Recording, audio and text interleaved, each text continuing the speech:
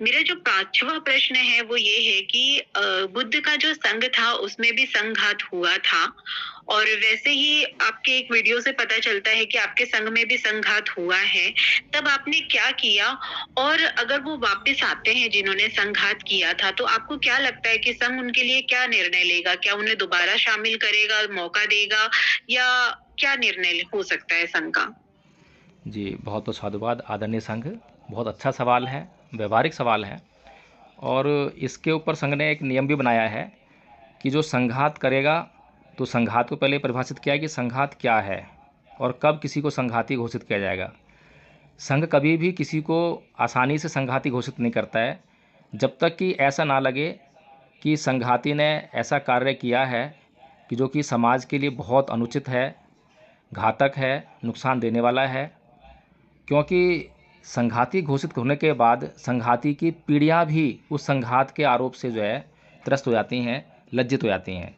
इसलिए ये जो संघात का जो आरोप है, इसको पहले संघ के भीतर लेकर आया जाता है और उसके ऊपर एक थोरो डिस्कशन होता है, चर्चा होती है, फिर निर्णय पे पहुंचते हैं। और उसके बाद भी संघात जिसने किया है, जिसके ऊपर आरोप है, उससे पूछा जाता है कि उसे अगर कुछ कहना है अपने बचाव में, तो अगर वो कह सकता है तो कुछ कहता है। उसके बाद अगर वो कहता है कि नहीं मैंने ऐसा नहीं किया है, तो फिर संघ फिर से उसके अपराध पर निर्णय करता है। और उसके अपराध पर निर्णय हो जाने के बाद यदि यह निर्णय होता है कि हाँ संघात हुआ है, तो फिर संघाती के लिए जो है दंड निश्चित किया जाता है। उससे पहले पूछा जाता है कि क्या वो क्षमा मांगने के लिए तैयार है, क्षमा मांगता है, आगे से ऐसा नहीं करेगा, ऐसा करने के लिए तैयार है। अगर वो ऐसा कहता है तो उसके लिए कुछ और दंड दिया जाता है। लेकिन अगर वो अडामेंट रहता है अपने व्यवहार पर, तो उसको जो है संघ से निष्कासन ही एकमात्र दंड रहता है।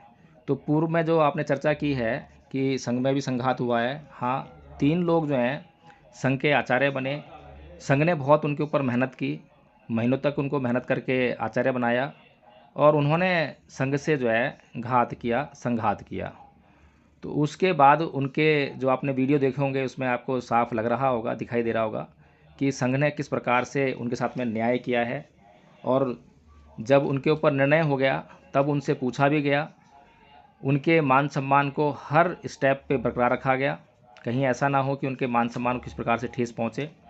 उसके बाद उनसे पूछा गया कि क्या आप अब भी संघ में रहना चाहेंगे या संघ छोड़ना चाहेंगे। तब उन्होंने जो है अपने आप से ही संघ को छोड़ने की बात कही, और उसके बाद जो है उनको संघ से निष्कासन किया गया। और उस निष्कासन से पहले उनसे यह भी पूछा गया कि संघ ने आपके साथ में जो व्यवहार किया है वो उचित है या अनुचित है, कोई अन्याय तो नहीं किया है, संघ ने अच्छी तरह प्रक्रिया अपनाई है या नहीं अपनाई है। कहीं ऐसा ना लगे कि संघ ने जो है कोई अन्याय किया है। क्योंकि भगवान बुद्ध ने जिस संघ का निर्माण किया था, भिक्षु संघ का, उसका एक गुण था कि न्यायपटिपन्नो भगवतो सावक संघो, कि न्यायकारी होना चाहिए संघ को।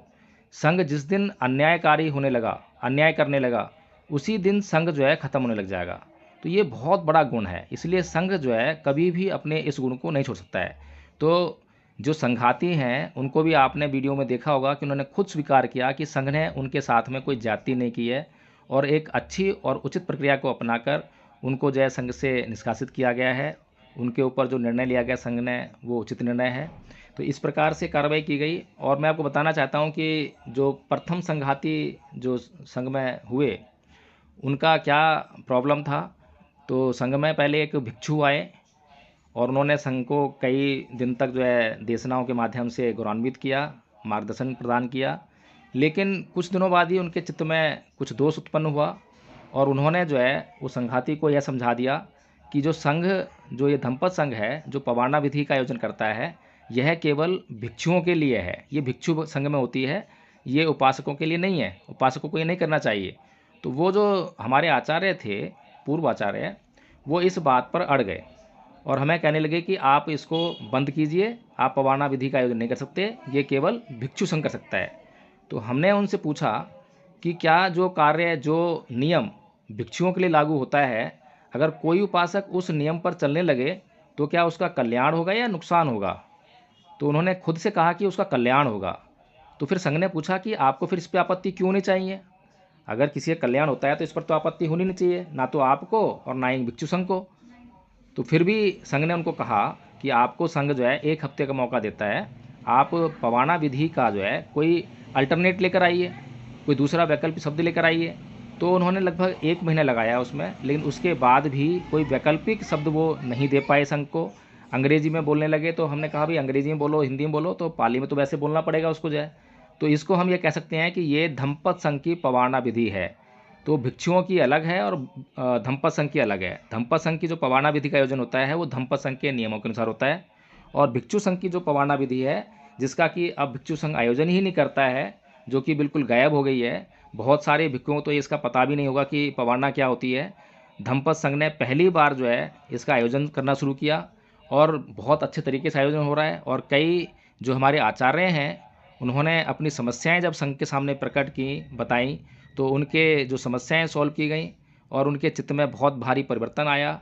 और पहले जो जिन विकारों से ग्रस्त थे उन विकारों में बहुत हद तक जो है उनको विकारों से मुक्ति भी मिली है। तो ये संघ की सफलता है।